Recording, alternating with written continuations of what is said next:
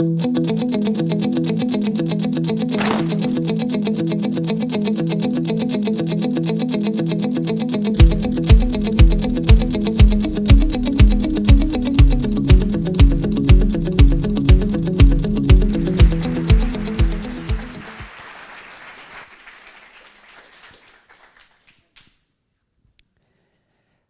attention to the road is something you hear all the time. But how many of you have ever wondered what goes on behind the scenes of your city as you drive through it? I've had the opportunity to be a citizen of many cities, but I've never truly paid attention to city operations. But every time I would see a construction site or a city truck drive by, I would always wonder, what's going on behind that? Who's behind that? Today, I have the opportunity to work with people from 35 departments in the city of San Diego, that's me with a creepy face, to understand how the city uses, collects, and generates data. The city is a beautiful ecosystem of humanity and technology working side by side. Let's explore a little bit. First, there are 2,800 miles of paved streets in the city of San Diego.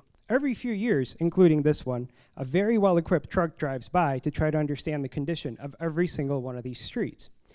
However, just knowing the condition is not enough. You also have to fix them. Multiple departments do multiple types of street work, so they have to coordinate using a geographic coordination system.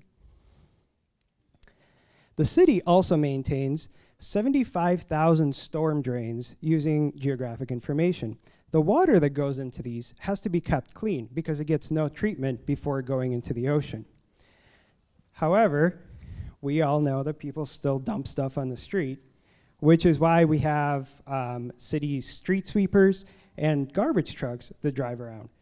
But these need intelligent routing, which is also accomplished by city GIS systems.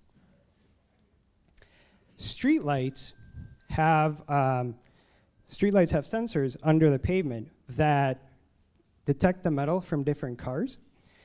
And these are able to determine traffic patterns that planners then use to adjust roads and set speed limits. However, we all know not everybody follows the speed limits. So planners have some different tools in their arsenal, like narrowing the street, putting in humps or bike lanes to slow the flow of traffic.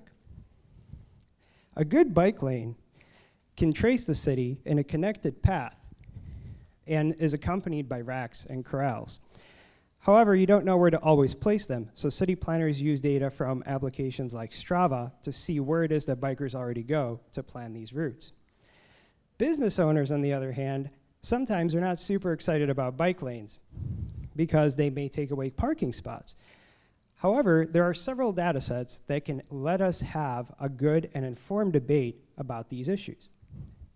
One of these data sets is information from parking meters. The city just finished replacing all the parking meters with smart ones that continuously transmit parking information back to a central store.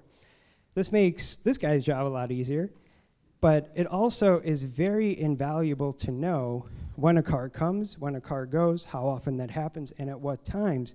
And that allows us to have a debate about parking lanes, about parking spaces, or bike lanes, parking spaces, zoning, and so much more that goes on in our city.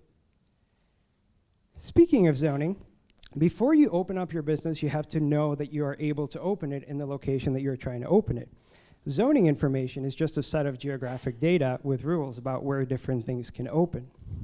However, before a business opens its doors, it has to register with the city treasurer, creating a database that's better than Yelp. And also pay my salary, because that's how they pay taxes. This information put together with parking and traffic data is extremely useful. Businesses also like trees in front of them because they're pretty, but they also soak up stormwater.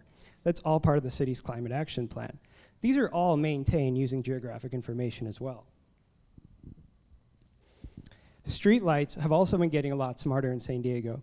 We've been replacing a subset of 40,000 of them with streetlights that can react to environmental factors such as darkness, pollution.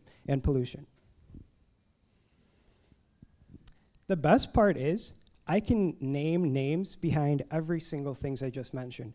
I also know people that work with park benches, fire hydrants, and so many more things in the city of San Diego. It's a living, breathing ecosystem. And the best part is We don't control how our iPhone connects to iCloud. We don't control how we get internet at home.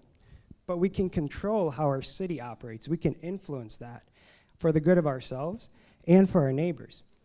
So as we start to release more data, I challenge you guys and I encourage you guys to get a little bit more involved and more immersed in the ecosystem that is the city of San Diego. It's our system. It's our city. Thank you.